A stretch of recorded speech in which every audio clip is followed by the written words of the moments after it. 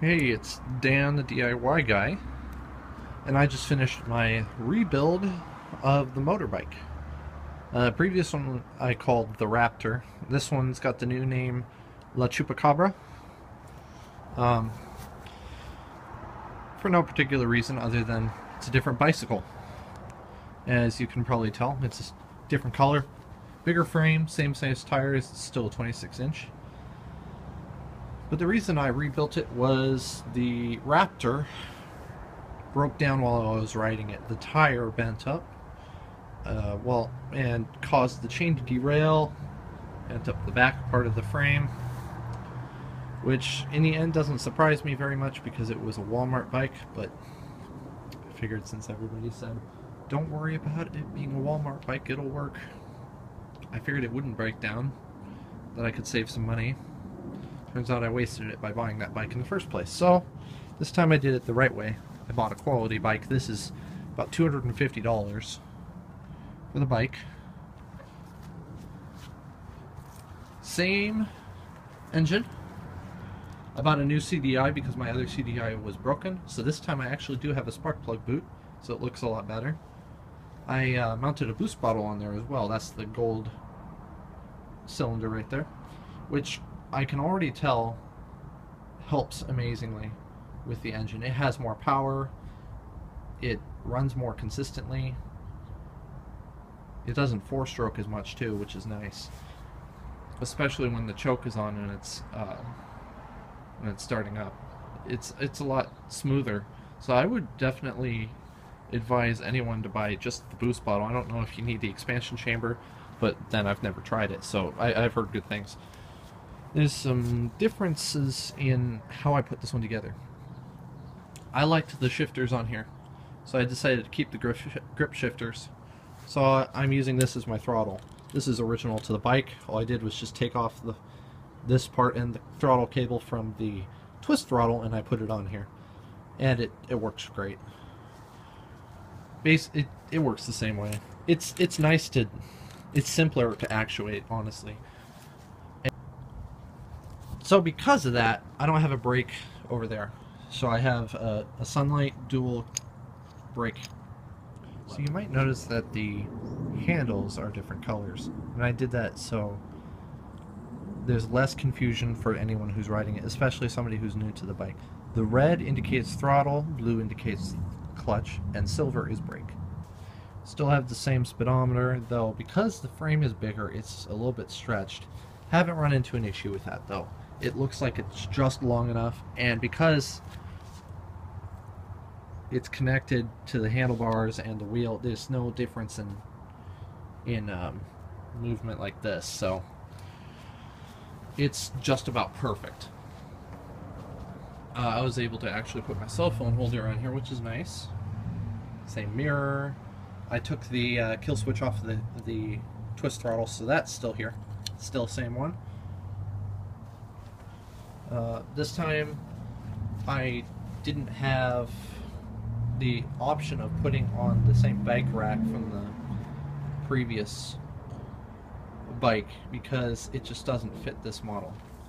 Since it's designed for tall riders, the frame is a lot larger. So I had to use my engine frame that I custom built for my second motorized bike, which I ended up taking apart. It was a friction drive unit. Well, I decided I would just use that to hold up the gas tank, and it looks like it's barely on there, but if you look down below, there's actually some steel plate and some aluminum, so it's actually held on really well, and the entire thing moves the bike when you grab it, so it's very sturdy. It doesn't look like that. So it connects down near the wheels, and then it has a single brace that comes back to here. If I decide I need it, I might put one on the other side as well. So far it's not necessary. I don't think I need to waste the metal on it. I have a piece of PVC pipe that I just bolted on there for use for my GoPro. And it's not tight, not too tight, so all I have to do is just take the GoPro off and then flip it down, and it's out of the way when I'm not using the camera. I have a cheapo light that I bought from Harbor Freight that I use for my rear light, along with this one.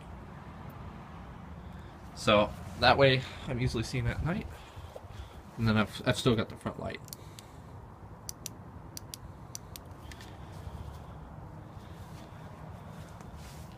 I mounted my bike alarm in a different spot this time. Instead of on the front forks, which was not a very good option to begin with, I mounted it on the frame.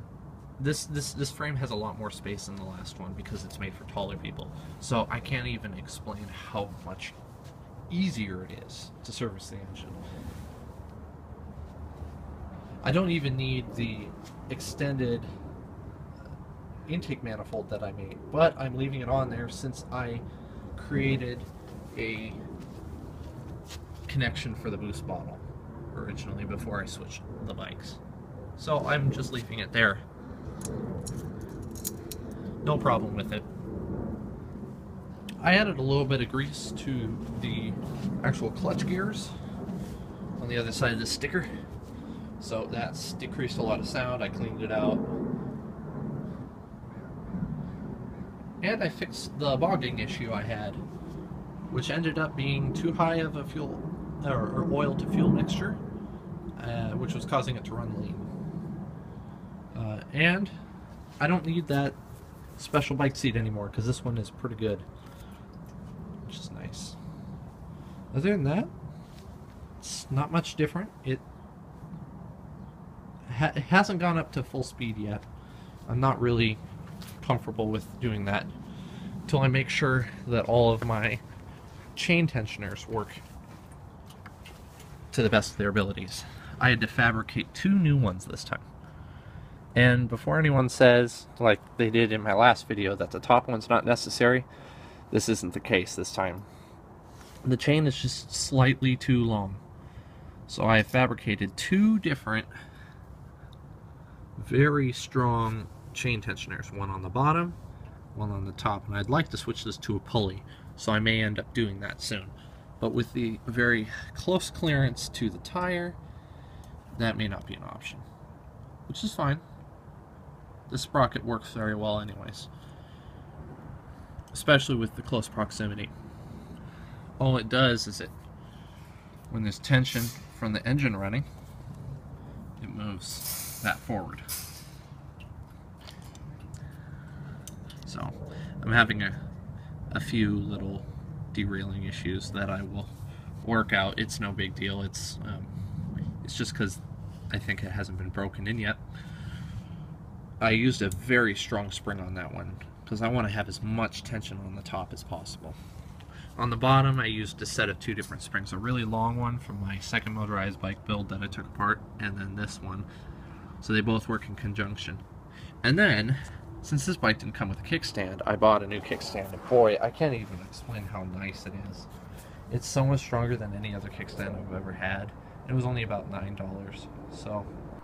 I forgot to mention that there is one key feature on this bicycle that's very different than the previous one, and that is the sprocket clamp that attaches to the back wheel. It's formed out of a clamshell clamp that attaches to the inside on the actual axle of the bike. It uses a grub screw to make sure that it's completely tight against there, and then goes through the axles and attaches to the sprocket like a pineapple sprocket adapter. It uses both the axle and the spokes to drive the wheel, which makes it a lot stronger and safer.